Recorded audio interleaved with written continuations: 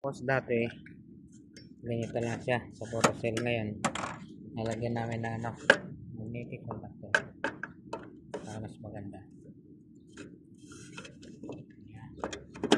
Oh, diba? Sakto lang. Sabi mo, oh, Ayun, impacto. parang ano eh, parang sinukat na si Raulo eh. Parang factory defect lang ah. Para factory defect talaga. Kaya yung company nagsasara eh. Sasara talaga kasi ginagalingan eh.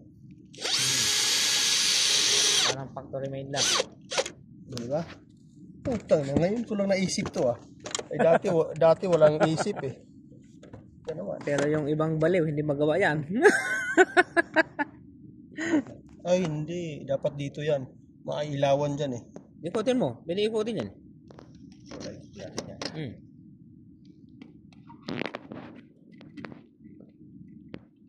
Ito na pa. Ito yung bumaon. Baka hindi nagkaigi sa butas. Dapat paharap mo dun kay kay Oscar.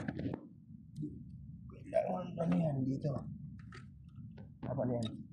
Kasi pag umilaw yun, hindi mamamatay ito eh. Nakaharap dapat kay Oscar. Pati dito sa Saudi, nakarating na si Oscar.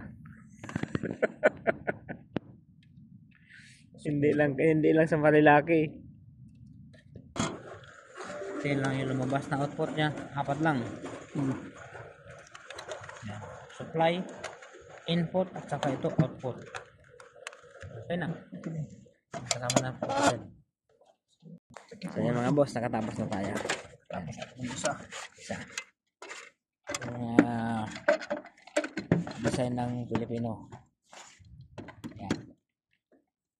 Factory ano yan? Factory design yan. Design.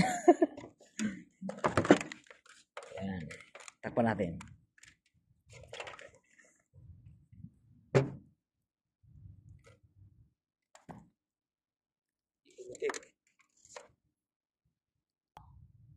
Natin. May konti. Idol. Ayan, may ilaw. Ilaw na. Tanggal na yung kamay.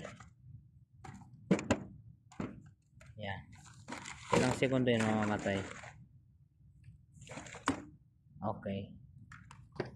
Meron pa tayong gagawin sa kabila. Ang patlo natin yan. King TG.